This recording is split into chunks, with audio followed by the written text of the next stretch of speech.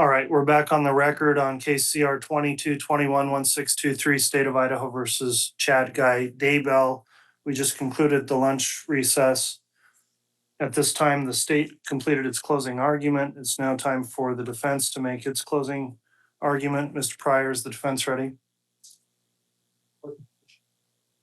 Yes, you may. Okay, we'll enact that. You can use the wireless microphone as well.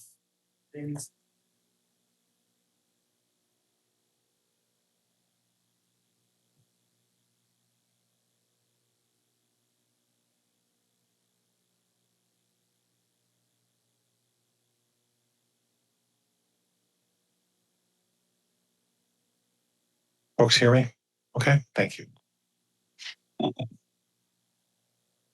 I promise you,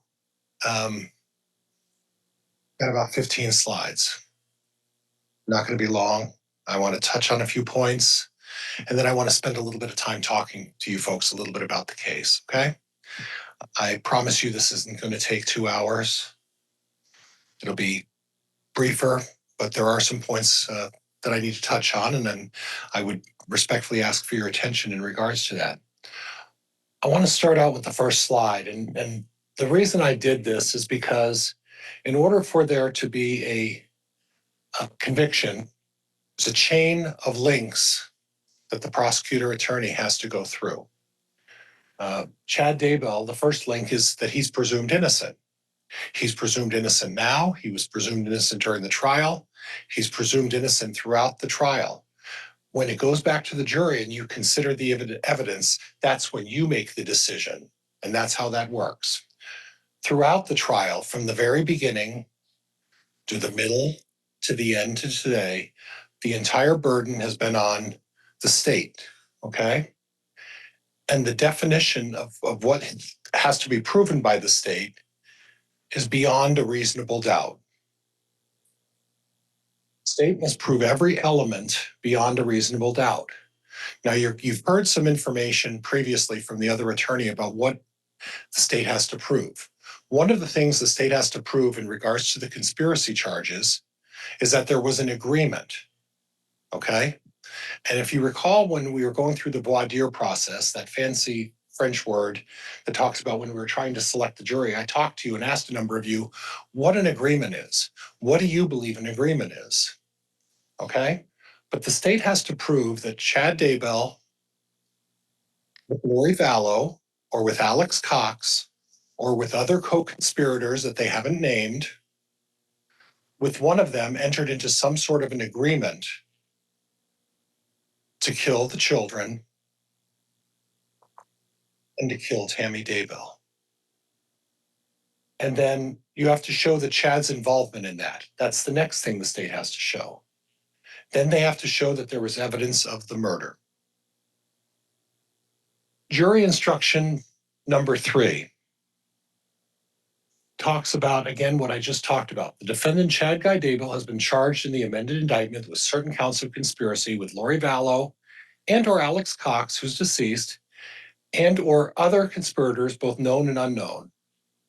And then it goes on, and I'll talk and list a little bit up. The crime of conspiracy involves an agreement by 2 or more persons to commit a crime. Okay, it can't be an agreement that we have consistent religious beliefs. It can't be an agreement that we talk about religion unless there's an extra step. And that extra step has to be, we are going to kill these children. We are going to agree to kill Tammy Daybell. You can hear all the testimony in the world about dark spirits. You can hear all the testimony in the world about light and dark. You can hear all the testimony in the world about death percentages. And if you remember when we talked about death percentages with Officer K, who I think is here today, one of the text messages or the messages that he put up that he pulled off when he did his Google search is about Tammy and Chad talking about death percentages, talking about light and dark. You heard from Emma Murray, how Emma Murray talks to her father. Now, they used a different term, but in Chad's traditional religion, his traditional LDS faith, it was not uncommon to talk about light and dark. It was not uncommon because we showed you the message between Tammy and Mark and Chad where they talked about death percentages. Okay? Now, the state brings up, yes, oh, Chad put a death percentage on Tylee and JJ and Tammy, and they're all dead. But you also heard testimony from one of the state's experts that said, we don't know if it was a high number or a low number, and there's confusion as to what that means. And I'd like to go back to the discussion that we had with one of the FBI agents who mentioned that there were thousands and thousands of messages, an enormous amount of evidence here. You heard from my expert, Patrick Eller. He talked about, I think the Library of Congress holds 1 terabyte of evidence if we went paper to paper through the whole building. And we had 6 terabytes, 6 bounds of paper that would fit in 6 libraries of Congress. And what has happened is you've been shown a handful of text messages that talk about a plan, that talk about death percentages, that talk about light and dark, talk about a variety of subjects. But what you didn't hear is you didn't hear about the thousands and thousands of messages that talked about religious beliefs, talked about a variety of other topics. And if we look at each and every one of ours position, you can always find a text message or a message of some kind that may be slanted or turned in a way to benefit one position or another. And that's not particularly uncommon. How often is it you send out a text message to somebody and it's misconstrued? How often is it that you send an electronic message to somebody through an email and it's misunderstood? Or maybe it's looked at in a different way. You know, as a society, we've lost our ability to communicate. Doing what I'm doing today is a lost art. Lawyers have to do this, especially in our position. But many of people who are in jobs, what it's done is send me a quick email, send me a text message, tell me what you feel. And sometimes those messages can be construed. The prosecuting attorney talked about, oh, there was a plan, and insinuating to you, suggesting to you that this plan was to kill the children. And at no time did the prosecuting attorney show you a text message that said, let's kill the kids, let's kill Tammy, okay? Instead, they talked about a plan. This is what we're looking to do in the future. Okay? That's what they said to you. And they're trying to insinuate or suggest to you that in some way that means, well, that means that we're going to kill the kids. No, the plan was, and whether you believe with Chad's religious beliefs or not, whether you accept his religious beliefs, the 144,000, that's his beliefs. He was a gatherer. He was a gatherer of the 144,000, and he said, I want to gather people, the sick, the elderly, the children, the impoverished, those that can't handle for themselves, and those that may be able to go on and become a part and parcel as this gatherer that he suggests would put together the 144,000 in Rexburg. Now, whether you think that's crazy or not, it doesn't matter. Whether you agree with light and dark, it doesn't matter. Whether you agree with death percentages, it doesn't matter. He's entitled to his beliefs. Every one of us has beliefs. Every one of us believes, has a certain core set of beliefs that we believe in. And think about, are they all rational? Maybe not. Maybe not. Everybody has pursuits that they want to pursue and things they want to do in their future. You know, I wanted to be a professional fisherman. Not really good at fishing. Wasn't going to work out. Wasn't going to make a lot of money. But it can still be a dream. I always wanted a 30-inch waist. That's not happening, folks. It's just not going to happen. I'm too old and maybe not as motivated as I should be. But we all have dreams. Now, how do we know these are dreams that Chad talks about? Because for 15 years, he was writing books. He was writing books about things that he was passionate about. And if you know anything about authors, when they're passionate about something, anybody comes up to them and brings up a subject and says, let's talk about religion. You've opened the floodgates.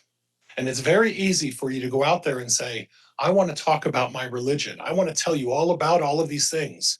And at some point, when you start writing books and you go to these preparing the people conferences and you meet all of these people and you feel like, well, maybe I've become a little bit of a celebrity. Okay. In this case, I don't want to become a celebrity. I've had enough now at this point.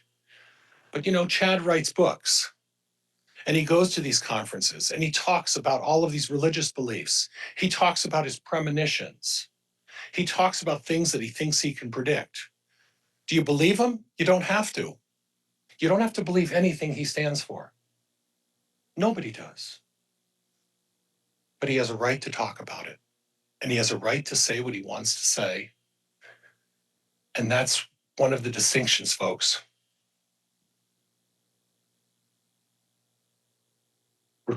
Involves an agreement. It requires an agreement. You don't get to the overt acts.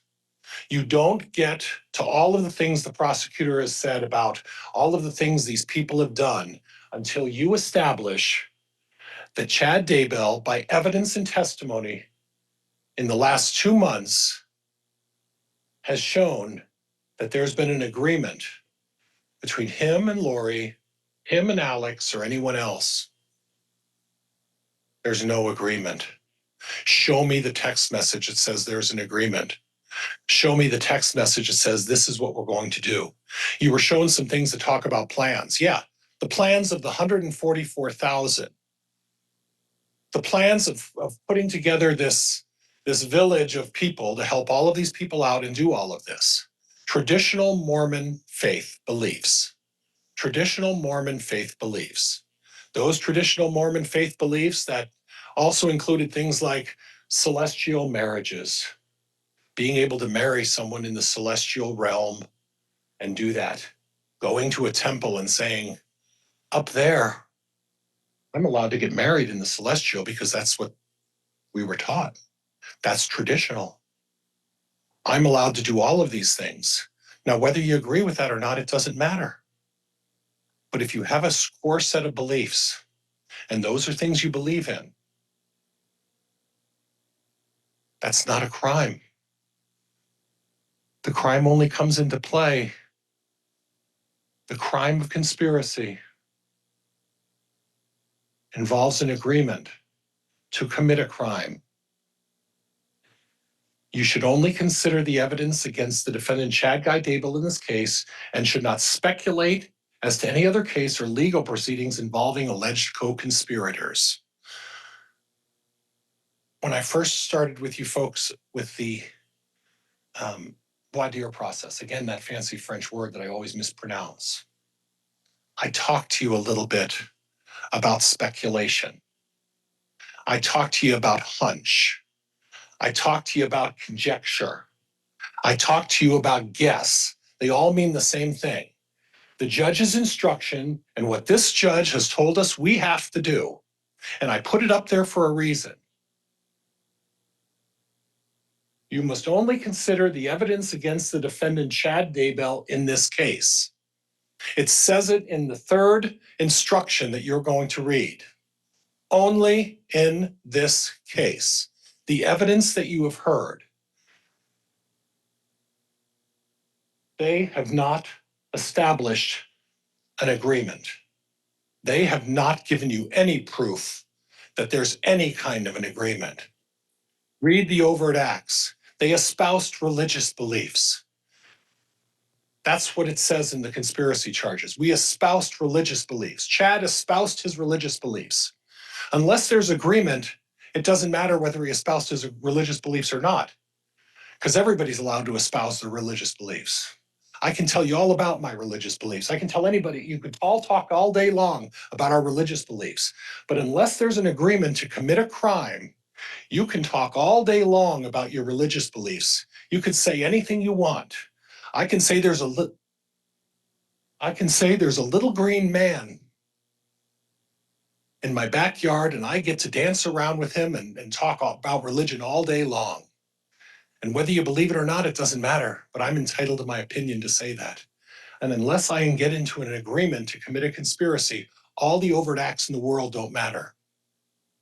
So there are two overt acts in the conspiracy that they talked about with JJ and Tylee.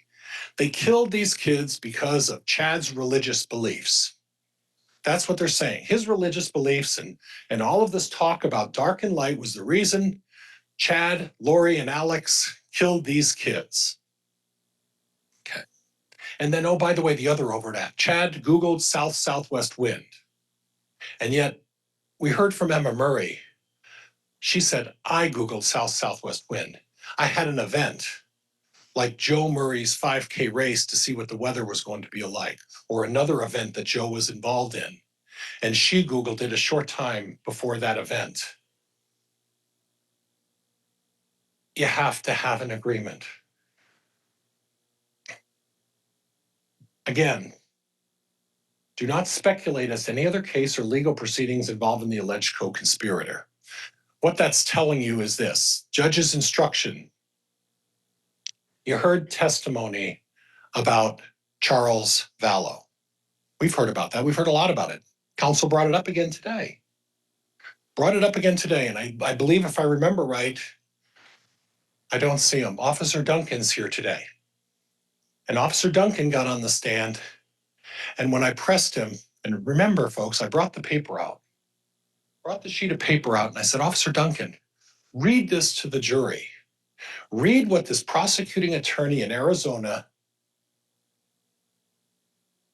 stated about the status of the case. And what did he say? Chad Daybell, with this in regards to Charles Vallow, no reasonable likelihood of conviction. What that means, they don't have any evidence. They don't have any reason. So, you don't get to say, well, he's guilty because he must have been involved. Charles Vallow, except the prosecutor said no reasonable likelihood of conviction. Lori Vallow's involved with Charles Vallow.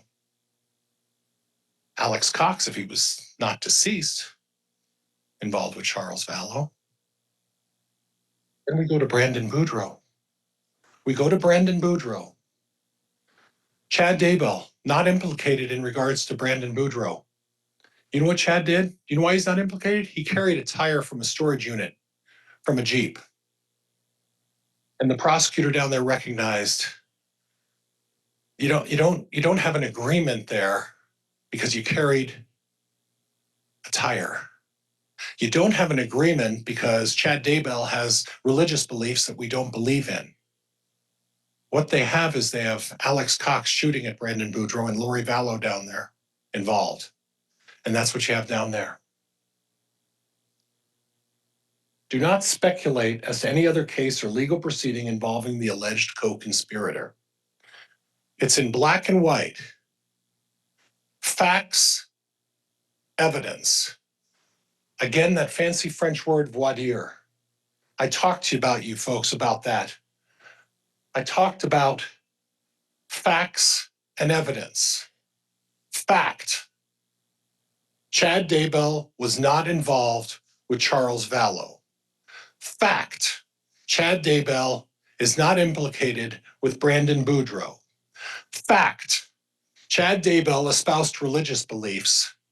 And if you want to believe the prosecutor, well, maybe Chad Daybell did a south-southwest search. Where's the agreement? Where is the agreement?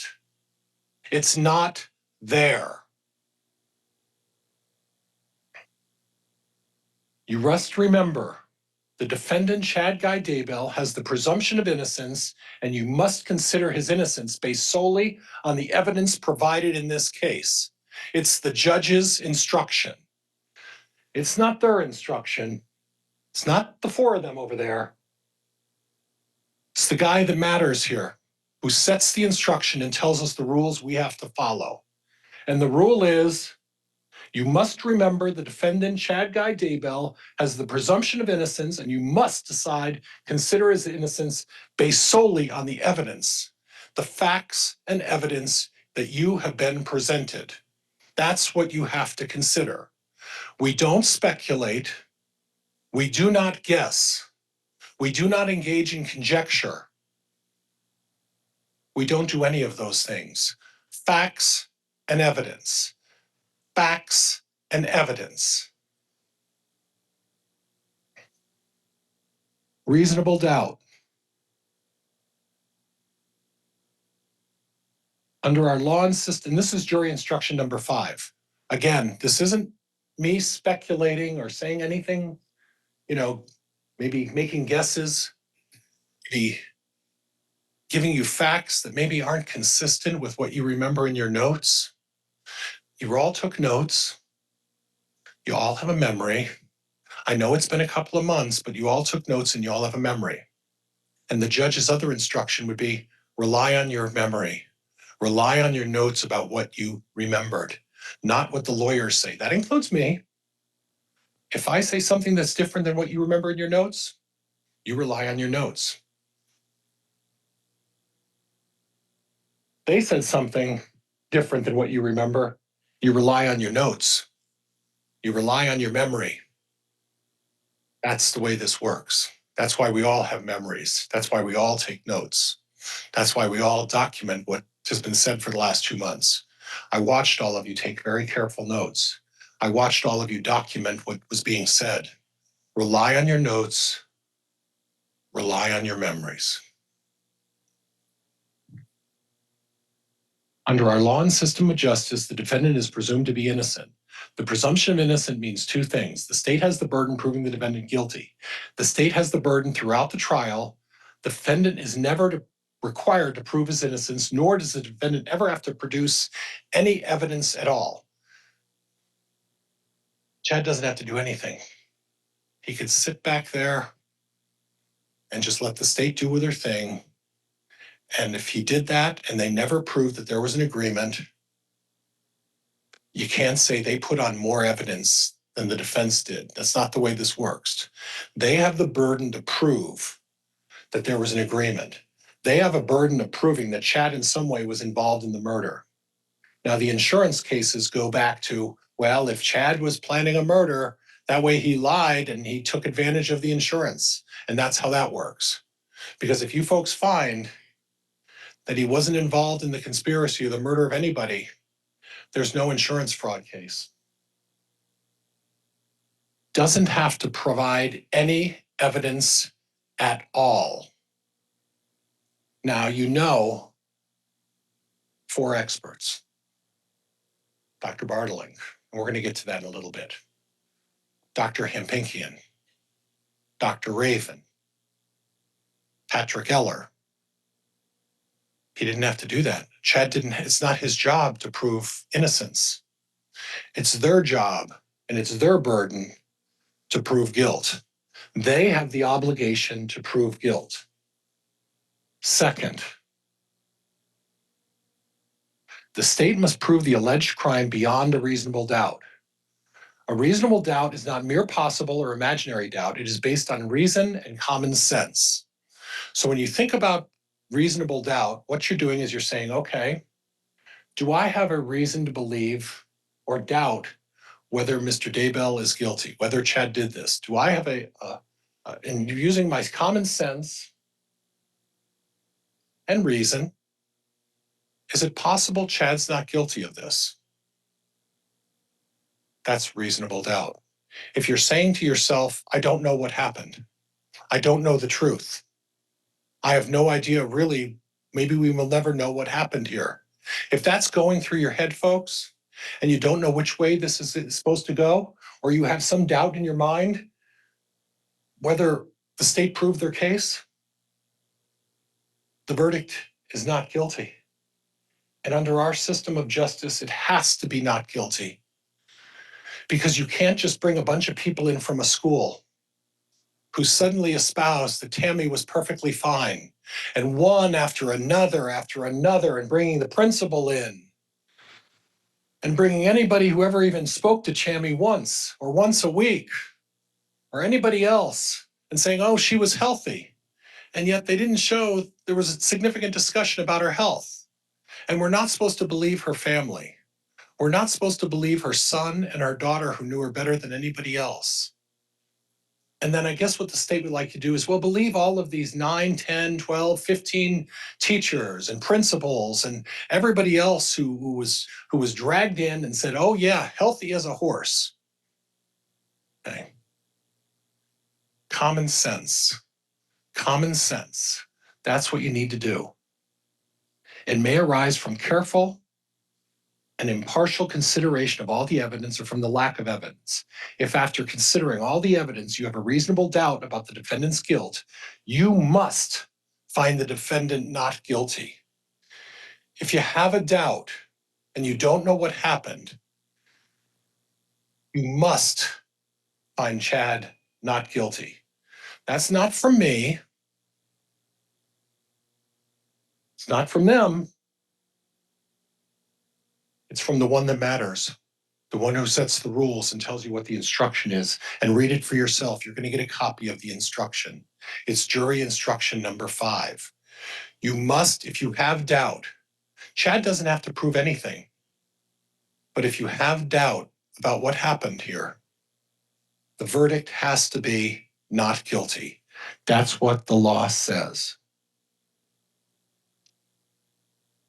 This is jury instruction number 8, and I want to, when you pull up jury instruction number 8 with you folks in the booklets that you get, you'll see that I only took a couple of sentences out of that. In all fairness, jury instruction number 8 is much longer than this, and there's a lot more information in there. But what I did is I pulled out what the theme and what I wanted to talk to you about. And on jury instruction number 8, as part of it, it says, in determining the facts, you may consider only the evidence admitted in this trial. You consider the evidence that has been presented to you. There has not been any evidence saying, we're going to kill the kids, we're going to kill Tammy. There is talk about a plan. Yeah, the 144,000 building a village for the children, the infirm, the sick, the other people that Chad is able to gather. There's the plan, and if you go through the evidence, you'll see there's reference to the plan. It wasn't a plan to kill, folks. It was a plan to gather. A plan to gather by a gentleman who's a traditional Mormon. And yes, you don't have to like his beliefs. You don't have to agree with his beliefs. But he sure has the right to believe whatever he wants to believe. Second line, and again, you'll see the ... dots is because the jury instruction number 8, I want to say it again so that we're very clear. I didn't publish the entire jury instruction number 8. I took these 2 paragraphs out. And when you read the rest of it, you'll see it basically covers the same subject. There's other topics in there that talk about it. But under the second sentence, do not attempt to guess what my answer might have been or what the exhibit might have shown. That goes back to what I talked to in the very beginning of the trial. You can't speculate. You can't guess. You can't engage in conjecture. You can't say, this is what he must have meant, or this is what she must have meant, or this is what they meant by this. No, you look at the evidence, and unless it tells you something, you take the evidence as you take the evidence. Again, the judge's instructions. This talks about jury instruction number 18, and the state talked about this a little bit, and I'm going to go through the whole thing, and I'll be quick, okay? The law makes no distinction between a person who directly participates in the acts constituting a crime and a person who either before or during the commission intentionally aids, assists, facilitates, promotes, encourages, counsels, solicits, invites, helps, or hires another to commit a crime with the intent to promote or assist in its commission. That was a lot. I can talk, but that was a lot. In other words, what that's saying is that if there was a murder and someone did something to help along, aided in that's a problem, and it is. Okay? But But then we go down to the last sentence, and this is what's important, and this is what you need to look at. And in all fairness, I wanted to put the entire jury instruction so you could put it into perspective. Mere presence at, acquiescence in, or silent consent to the planning or commissioning of a crime is not sufficient to make one an accomplice. Okay? What that's saying is this. Chad Daybell can talk about religion all day long.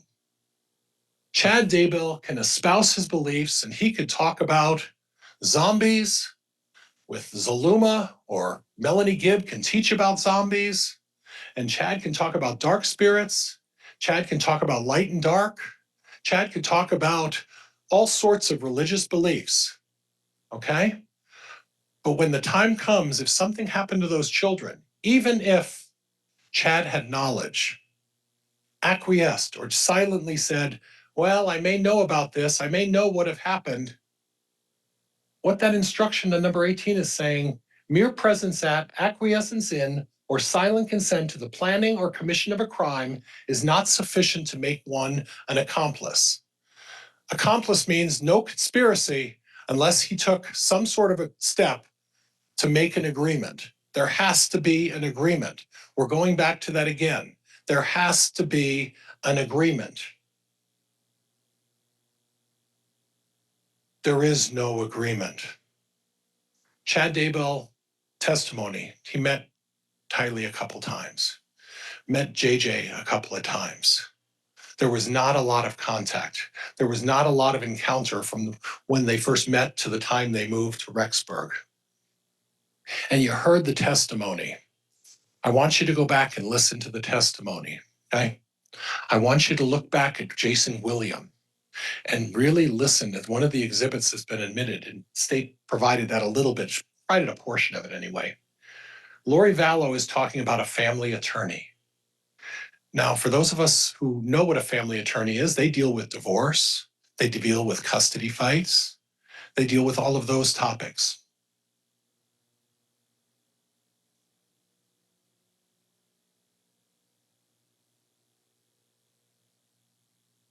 Chad said, the kids are okay, it'll be cleared up in time. There's a simple solution. He calls Melanie Gibb, talking to her, and if you listen back to the tape recording, basically, in essence, he's saying, where are the kids, Melanie? What's going on? I thought they were with you. He did say, don't lie to the police. Well, you know why? Because he thought Kate and Larry were in the process of trying to take the kids from Lori. Where did he get that from? Guess where? Lori Vallow. Chad didn't know where the kids were. Chad didn't know where the kids were until that fateful day on June 9th, when they're discovered on his property. Up until that time, Lori Vallow was selling to Jason William and anybody else who would listen the family attorney line. The kids are fine. And you heard Lori Vallow talk about it. If nobody knows about it, the better. She said that. Only I need to know what was going on. I'm the one who needs to know what's going on. And if nobody else knows anything, they can't do anything about it. That was the dupe on Chad Daybell. The kids are fine. It's all going to be cleared up. There's a simple solution. We're hiring a family law attorney to deal with it. They're not hiring a criminal defense attorney. They're not hiring a criminal defense attorney. So Lori Vallow's decision to hire a family law attorney and Chad going along with it because there's a simple solution. Kids are safe. Everything's going to be fine. Mere presence, acquiescence, silent consent doesn't get you there. Even if he knew there was a crime, even if Chad Daybell knew, well, maybe the kids aren't safe. The testimony is everything's fine. Simple solution. But even if you don't believe that, even if you don't accept that and say, how could he not know where the kids were? I want you to look at jury instruction number 18. Mere presence at, acquiescence in, silent consent to. It doesn't get you there, and it doesn't mean he committed a crime. He's saying the kids are safe because Lori told him the kids are safe. He's saying it was a simple solution because this was a custody fight, because Kay and Larry were trying to take the kids, JJ anyway, from Lori. Lori talked about that with Detective with one of the detectives on the 26th of November. He talked to Ron Ball, excuse me. Officer Ball's here, I think. Front row. Talked about it with Ron Ball. The other thing about that tape that you need to understand, the other thing about the tape, and I didn't mean to go on this long, and I'm sorry, I guess I may not have been completely forthright. It's going to take a little longer than I thought, but I want to emphasize this stuff. I apologize for that. The other thing is when you listen to the tape with Ron Ball and the other officer, okay, you hear Lori Vallow talk about, well, I'm only here for a short while. And this is in September when they first started looking for where the kids are. And go back to your notes, go back to your memory, but then go back to the tape and listen to the tape where Lori Vallow says, well, I'm also going to be planning to move back with my friend Melanie Gibb. That was in September when she moved here. The kids were here, and she's already planning. She hadn't even been here for very long, couple months, and she's already planning on moving back, and she said it in her own words, with my friend Melanie Gibb. Okay, after being 2 months here. Okay, and that's important. Remember that. Jury instruction 18, acquiescence. And it's a big word. Okay? And I looked it up in the dictionary. I'll admit that, okay? I looked it up because I know what silent consent is. But when you look up acquiescence, it says awareness, acceptance, compliance. I'm aware of it. All right, I'm accepting it. I'm going to go along with it. That's acquiescence. I'm going to just go along with what is going on. So even if you think Chad Daybell should have known, but there was no agreement, there was no evidence that he entered into this plan to do this. The prosecutor's overt acts talk about espousing religious beliefs. They don't mention an agreement, but they know you got to have an agreement first before you get to the overt acts. I showed you that earlier. And acquiescence means I'm aware, I accept, I'll even comply.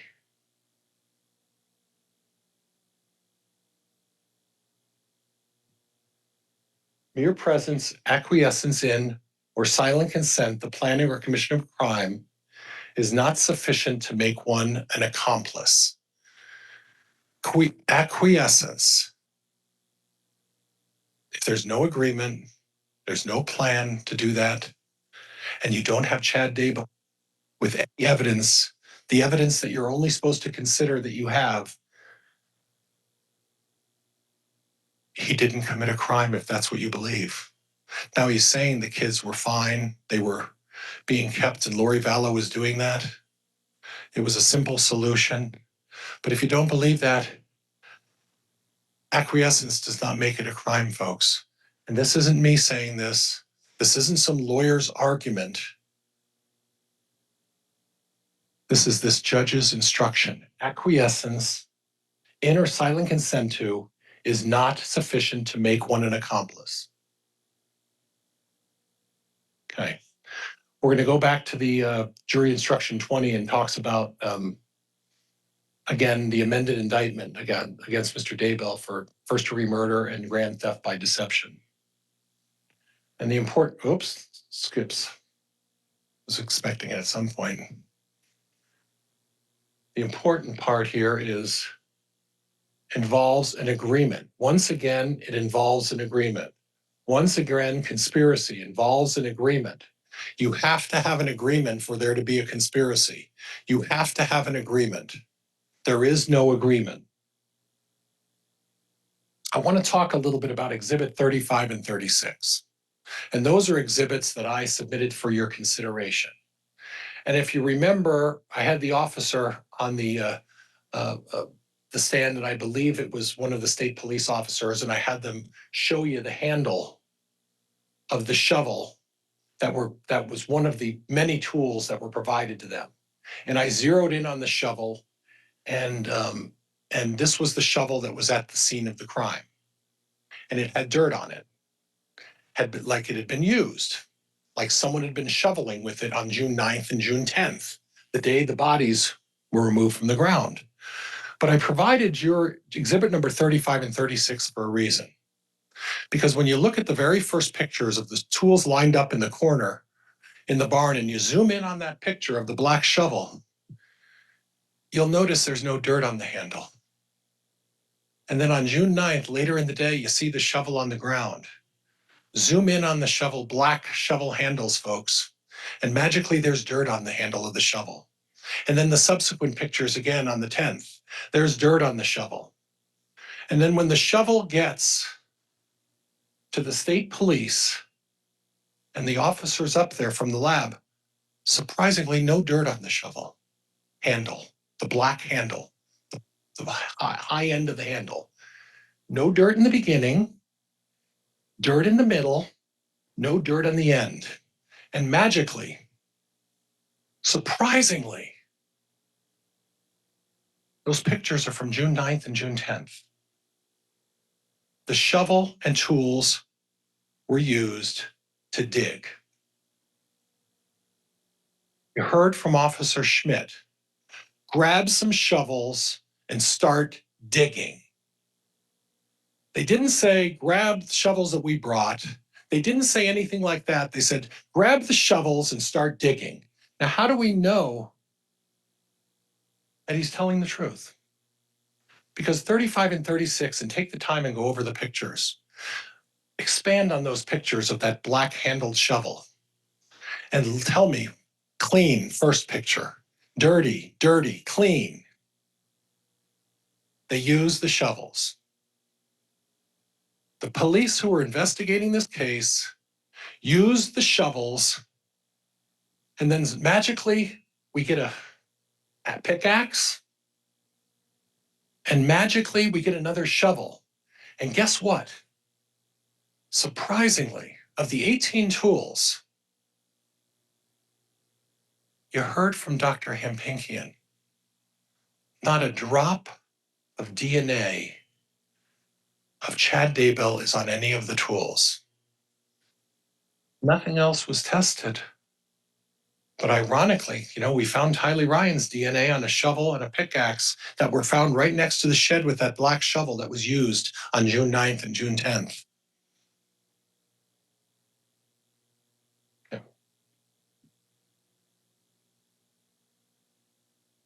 Motive. I want to talk to you a little bit about motive. Alex Cox. He killed Charles Vallow in front of Tylee and JJ. You heard testimony. Alex Cox shot Charles Vallow once,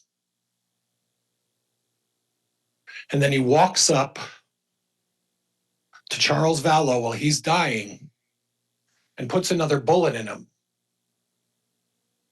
And who are two of the witnesses? Lori Vallow's not going to say anything against her protector. Lori Vallow is not going to do anything about her beloved brother. But Alex Cox knows there are two people, two expendable people in Alex Cox's mind who witnessed the murder of Charles Vallow. That would be Tylee Ryan and JJ Vallow. Tylee Ryan and JJ Vallow, the murder of Charles Vallow. They become expendable because the one thing that can cause Alex Cox to spend the rest of his life, or far worse, in Arizona is a 16-year-old girl and an autistic 7-year-old little boy.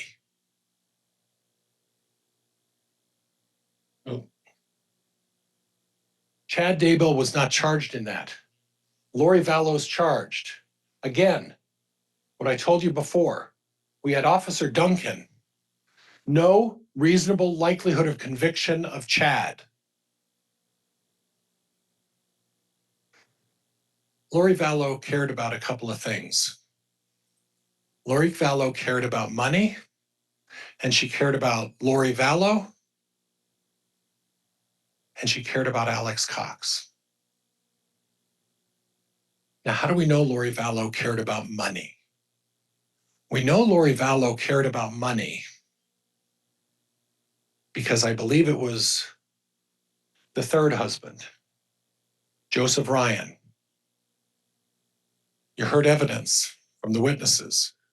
Lori Vallow collected the insurance proceeds from the death of Joseph Ryan. Then the state went on and put on a tremendous amount of evidence.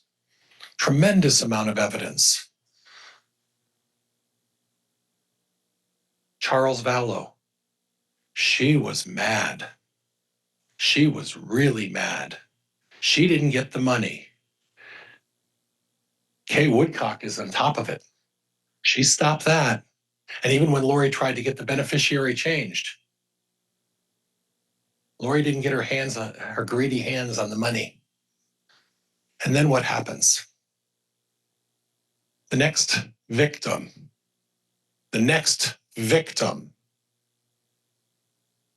husband number five, just get insurance. Don't worry about saying there's any kids or any beneficiaries or anything like that. Honey, just say it's me and you. And while all of this is going on, all of this is happening, Chad's really good friend, Alex Cox, really close friend, is Googling how to put a bullet through the windshield in the side of a black Dodge Dakota that Chad Daybell primarily drives.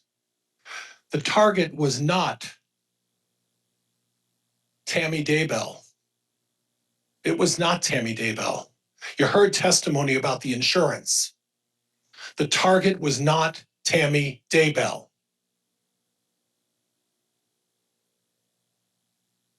He was the target. The driver of the black Dodge. How do we get it through the window? How do we get it through the side? Because once Chad is gone, once Chad is out of the way, guess what? Ryan's insurance. Kay Woodcock stopped the insurance from Charles Vallow, and she put an end to that. Lori Vallow's next victim, Chad Daybell, because Alex Cox was going to do something to him, and that gave Lori the straight line to pick up the next proceeds. And according to Lori Vallow's own statement on November 26th, with our friend Ron Ball there, I'm going to get back with Lori. I'm going to go back with Melanie. Okay. So Alex Cox had a motive. The motive was Alex Cox would be either spending the rest of his life in prison or far worse fate if JJ or Tylee even opened their mouth and said anything about observing or being there when Alex Cox decided to put the finishing touches and do the final bullet into Charles Vallow's chest while he was laying there dying. I want to talk a little bit about confirmation bias. We talked a little bit about that. It's when somebody starts an investigation or gears themselves. We talked a little bit about that with Dr. Christensen, how he made the determination at the end. And he said, well, it's between, we don't know what happened or homicide. But then I looked at all the police reports. And the police officers provided me with all of the police reports. They provided me with all of the evidence. And when I looked at all of this massive pile that Miss Blake went through of all the evidence that they provided at my request, I said, this is going to be homicide instead of undetermined. But then you ask them, Why didn't you call the kids? Because you requested information from the police. Why didn't you request information from the kids? Why didn't you ask them? Because they wanted to know why their mother was exhumed with no basis or explanation to them for doing it. And they didn't hear anything for 14 months. No explanation. So call Dr. Christensen, call these children and say, can you tell me anything about their medical history? Can you tell me anything about whether your mother was feeling ill, whether she was fainting, whether she was having seizures, whether her anemia was inflamed, whether, and the last questioning was whether she had inflammation in the lungs that was never brought up, and why her lungs were filled. Give us something, tell me something. But that didn't happen. Confirmation bias means you pick a target and you go after whatever evidence you have to make that target look like that person is guilty. And all of them in the audience with the suits, that's exactly what they did. That's exactly what they did. Gibb and Warwick were ignored. Gibb and Warwick were ignored. They didn't get DNA evidence from them. They didn't get phone records from them. They did nothing. At the end, they took a hair sample for I think, Melanie in 2020. There was a hair sample in 2020 from Melanie. Didn't do anything with it. On the 22nd and 23rd, in Lori Vallow's apartment, there were 4 people in that apartment. On the day that J.J. Vallow was murdered, Lori Vallow was there. J.J. Vallow was there. Melanie Gibb was there. David Warwick was there. And the prosecutor talked about a phone call to Chad. Go back and look at the notes, folks, and you'll see that it was actually a text message that Melanie sent to Chad. It went unanswered for 8 or 9 hours. Melanie was trying to cover her tracks. She was trying to say, well, I know I'm here. This is what's going on. Me and my good friend, this is what happened to JJ. And, there were all of this stuff. And the biggest complaining witness against Chad Daybell, all of this religious stuff, all of these facts, all of this stuff about, Chad teaching people about his religious beliefs, it came from Melanie Gibb, the one person who has everything to lose. David Warwick and Melanie Gibb were present at the time that J.J. Vallow was murdered. Chad Daybell's phone on the 23rd, no location information, no Google information. Now, you heard from the officer, I think it was Stubbs, who said, well, he turned the Google off. What about the phone? What about all the apps? What about all the other ways that Patrick Eller talked about you could find and locate a phone on a piece of property if he was there? And yet we didn't hear anything about that. Because on the 23rd, when JJ's body was dumped in the ground by Alex Cox and dug that hole, Chad Daybell was not there. And ironically enough, look back at your notes. Look back at your notes and look back when Melanie Gibb and David Warwick said, well, we left town that morning. Alex Cox left at 9:21 to drive toward Chad Daybell's property.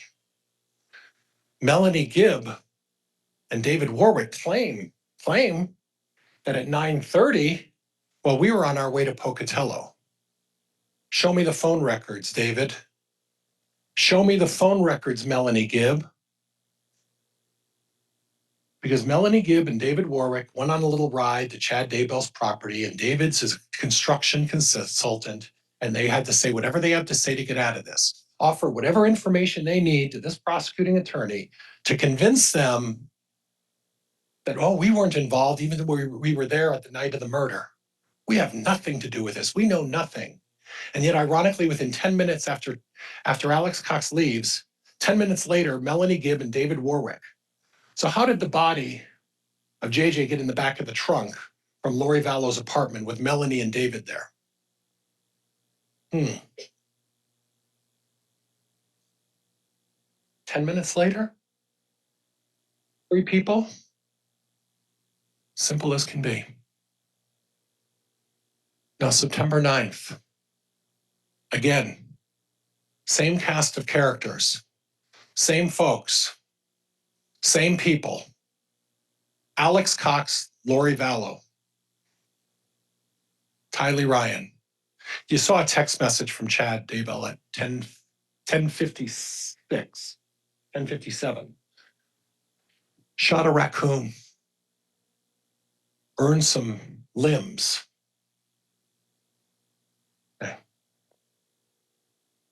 No location device on September 9th with Chad Daybell on the property. No Google information, no apps, no evidence to show that Chad Daybell was there. Earlier in the day, yeah, he buried a raccoon. He started a small fire, burned some limbs, and he told his wife about it. Okay. And we know that he shot a raccoon. Regan Price. Remember Regan Price?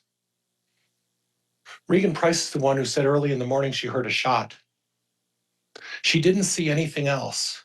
She didn't see anything else out there. But Regan Price heard a shot in the morning. Okay. And if there's a hole to be dug in the pet cemetery, we know why.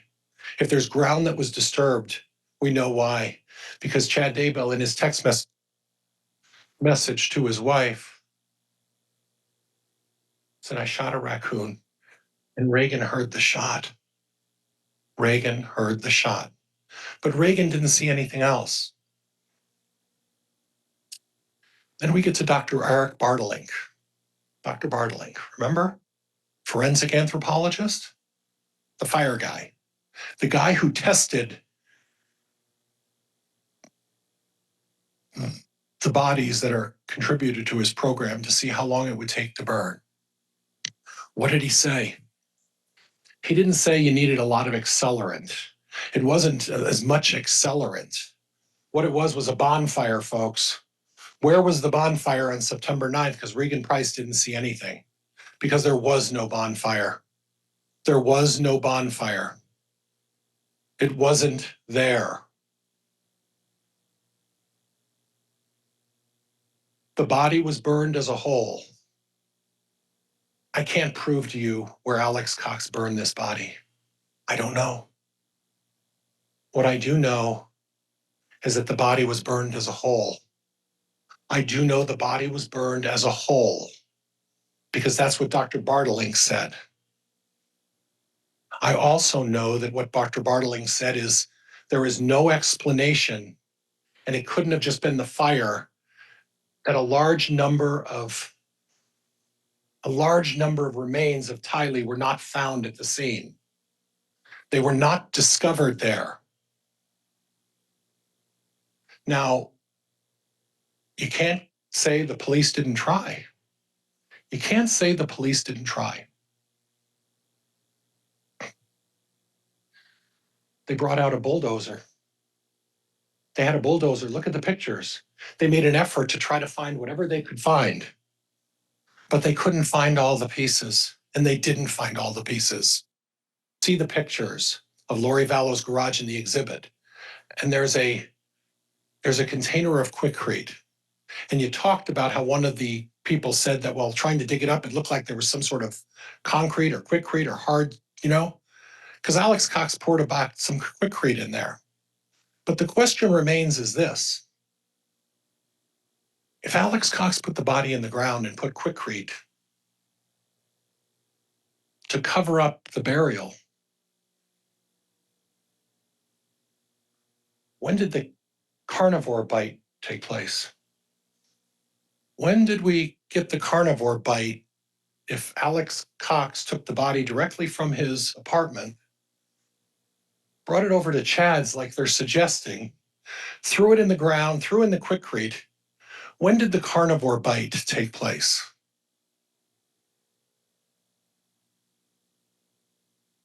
Alex Cox murdered Tylee Ryan. Lori Vallow knew what was going on because her beloved little brother, or beloved big brother, could be tagged for the murder of Charles Vallow, and those two kids saw it. And Alex Cox took the body after he murdered Tylee Ryan. He took it out somewhere and he burned the body. And while out in the middle of Fremont County or Madison County or wherever he went, where there are thousands and thousands of acres of open ground, Yellowstone Park is just a short way away, folks. This is a wildlife heaven for hunters. Great place for hunters. The body was burned. It was subjected to a carnivore bite, and then it was put in the ground. And on September 9th, Alex Cox was on Chad Daybell's property, at least part of the time. If you remember what Patrick Eller said, he talked about the fact that there's a certain block of time, an hour 15 minutes, an hour 20 minutes or more, where we can't really identify where Alex Cox was. He was there, he was gone, he came back. But then remember the testimony from the state's expert, and remember the testimony from Patrick Eller. 6 or 7 other times, Alex Cox was on the property of Chad Daybell. No location device with Chad Daybell at that time. No indication that Chad Daybell was on the property at that time when Alex Cox was there. You commit murder of 2 kids. And the intent is to eventually finish off husband number 5. What's the best place, the ideal place to bury bodies?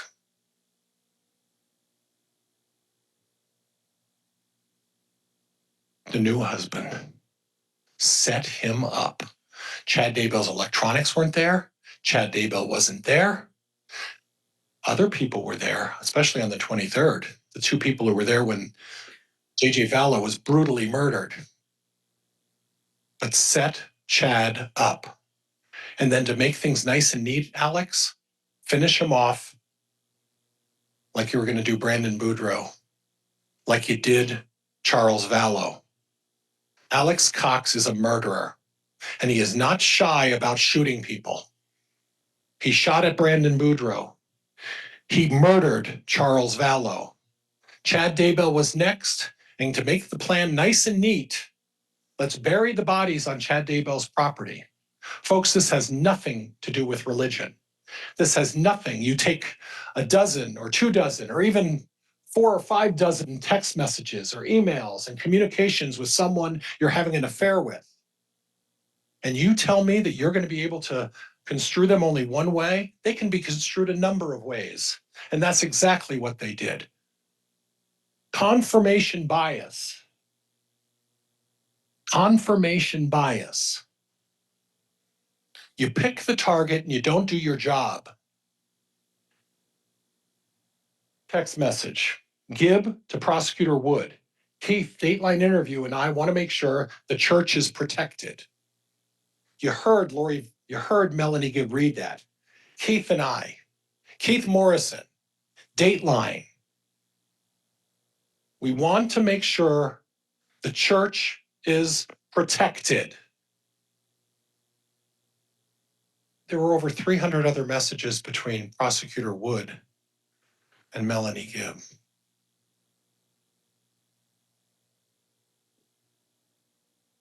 Why are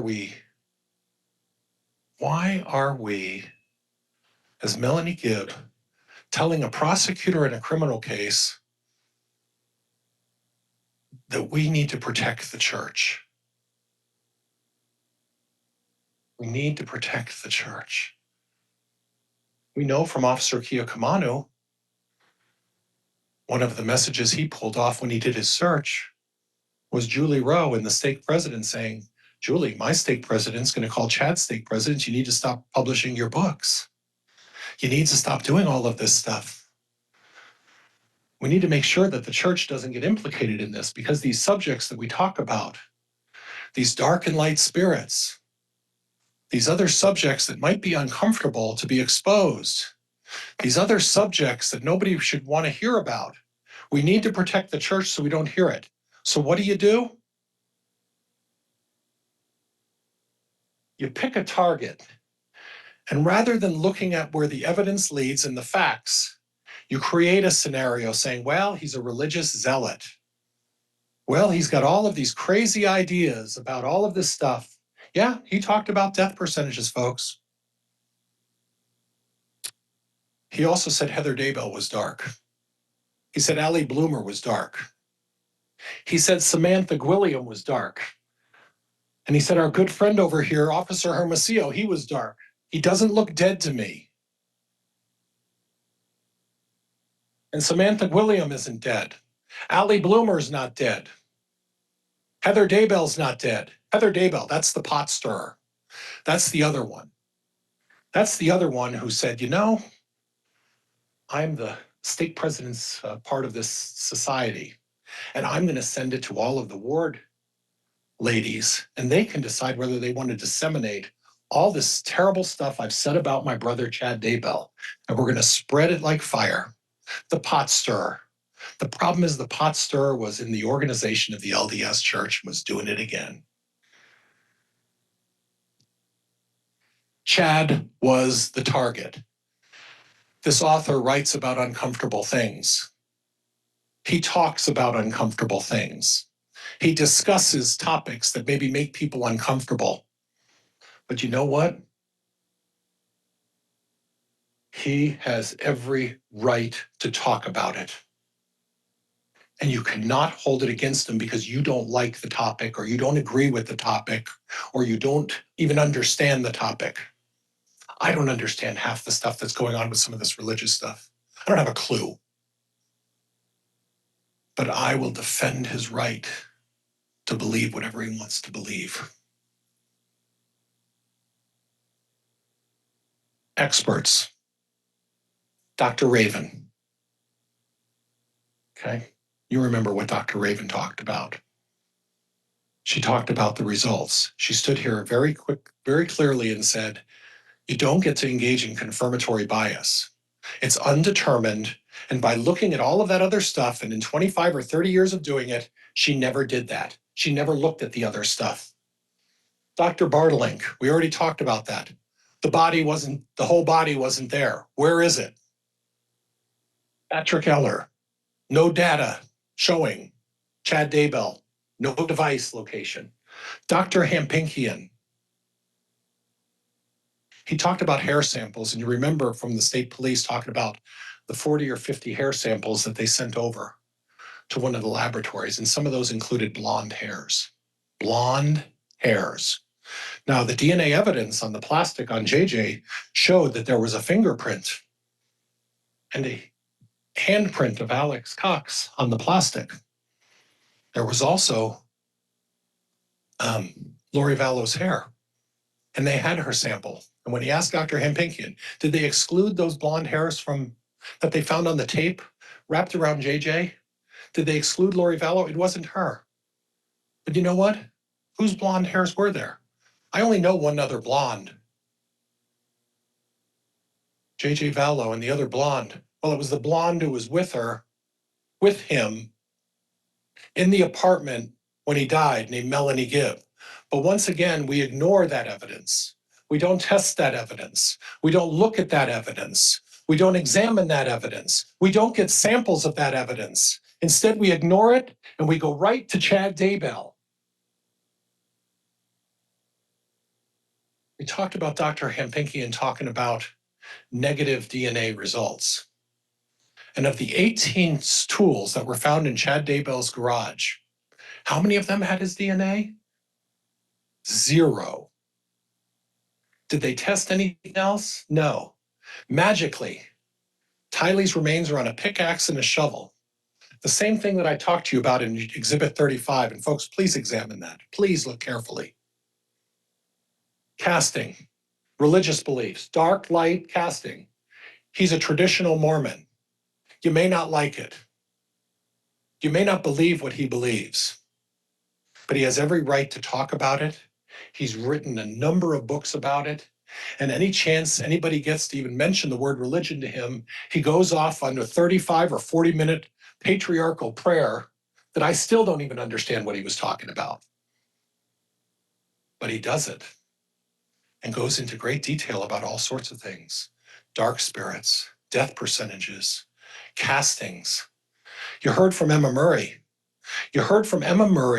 And she talked about the fact that she felt like she had something possessed in her. And Chad helped her rid her of that spirit. Now, whether you believe it or not, it doesn't matter. But I asked her, does that mean you die? No. And when they're talking about inflicting pain and inflicting discomfort, they're not talking about inflicting discomfort on the actual person. The discussion, if they took the time to look at it, is they're inflicting pain on the spirit that's inhabited the body, and they're trying to make it uncomfortable so that the body and the spirit are separated, and that spirit goes off. And you make it uncomfortable enough that that spirit disappears.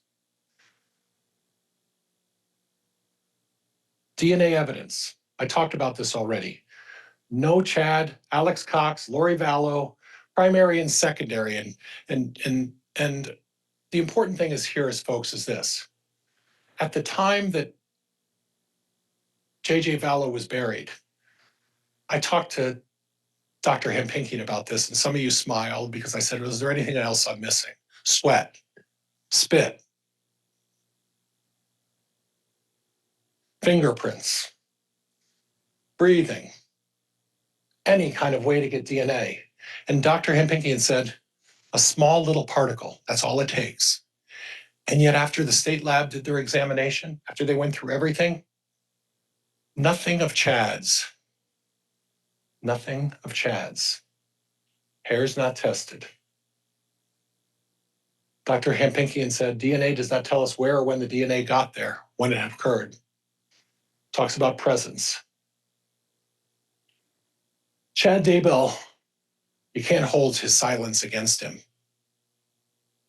You can't do that.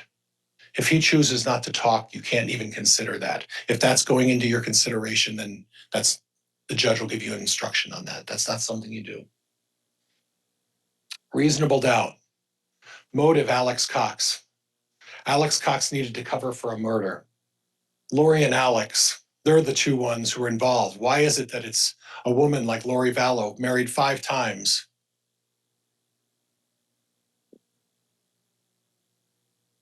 She pursued Chad. She's the one who pursued Chad. Remember when we talked about they were at the book situation where they're selling the books, they're preparing the people? And then subsequently there was a basketball game and Zaluma talked about, well, are you afraid of me? And Chad goes walking off. She pursued Chad. I don't know what her agenda is, but ultimately her agenda was to get another life insurance check after Chad Daybell was knocked off by Alex Cox. I want to talk a little bit about Tammy, the Fitbit. Officer Mattingly went into great detail about all the mileage she was traveling and all these things she was doing. And then Emma Murray and Joe Murray talk about a simple thing. Tammy would lay in the bed, and there was a competition. And Tammy, if anything, wonderful woman, very competitive, real easy. Run that Fitbit up. And it doesn't matter, even if she was walking, you heard from Emma Murray how her health wasn't that great, from Garth how her health wasn't that great. And you can't speculate. You don't get to do what Dr. Christensen did, which is speculate we think that's what she died. Because if you're speculating, you're breaking the judge's rule. No speculation. Either you know what caused it or you don't know what caused it. And if you don't know what caused it, and one person says undetermined, the other one says homicide because I was provided all the police reports, that doesn't get you there. You don't get to speculate. Officer Coulter. The prosecutor pointed out that at 9:30, Tammy Daybell did a search. And she did a search on her computer about paintball guns. And then 10 minutes later, she called the non-emergency line and said there was a paintball incident. And the prosecutor saying, well, how did she show Officer Coulter if she was Googling it?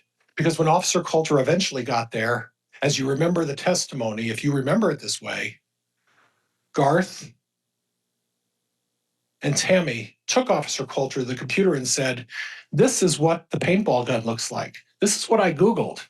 And Tammy didn't Google AK-47. Tammy didn't Google all of that other stuff. She Googled paintball gun and told Officer Coulter, that's where it is. And then Officer Coulter fills out a very short police report. And lo and behold, at the urging of whoever his boss is out there, changed it a little bit. But he included that Joe Murray saw and heard Tammy yelling. And Joe got up there and said, I did not hear that. I did not do any of that. You're wrong, Officer Coulter. And he got his facts wrong. And you know where he gets facts wrong on? The second report he did. Sometime later, after he does the second report, that's where he got the facts wrong. I want to clarify something else.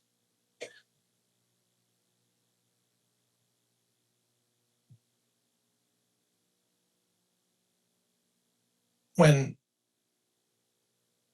the police on the 26th contacted Melanie Gibb, she said, I have JJ. I have JJ. And it wasn't a short time later. There was a suggestion that it was a short time later.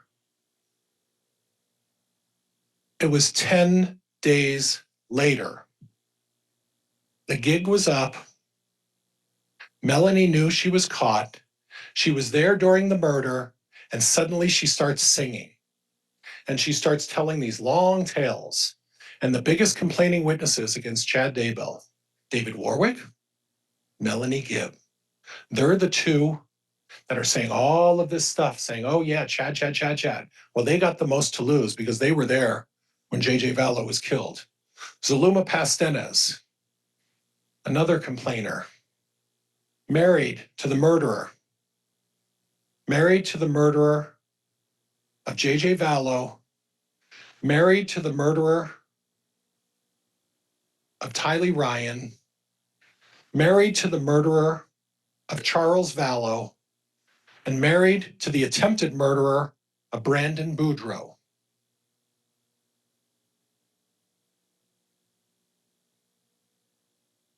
Excuse me.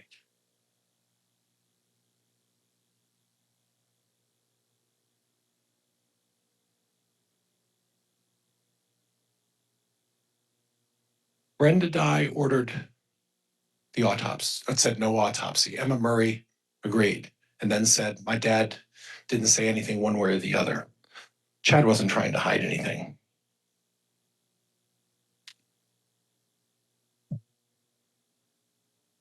Steve Schultz, no bruising. The bruising on Tammy's body, 8 bruises on one arm from the book fair carrying the books. Emma talked about that. 1 bruise on the other with 1 up here. You carry a book in your arm, it leans against your chest on one point, you got 8 bruises on the other arm. There's no asphyxiation here, folks. You heard Dr. Raven saying 600 pounds would have to sit on your chest to smother you the way they're suggesting. No marks on the neck, no indication of anything else. This was not homicide. Steve Schultz, Chad's a good guy. He strayed, and he did have an affair, folks. He had an affair. But the affair doesn't mean he killed anybody. And maybe there was a plan. You tell me that you're having an affair with someone and you don't start discussing the possibility of a future, having a future, spending time together in the future, that doesn't mean you're going to murder. Reasonable doubt. Motive Alex Cox. Lori and Alex, that's where all the trouble. You don't go being married for 29 or 30 years with nothing as much as a speeding ticket on your record. And then you marry someone who, what are you, afraid of me? And 5 husbands later, no DNA. These officers failed this investigation. They absolutely failed in their investigation looking up the facts of this case. Folks, if there is reasonable doubt, and there is reasonable doubt, you must, according to the judge's instructions, return a verdict of not guilty. I am respectfully asking all of you to return a verdict of not guilty.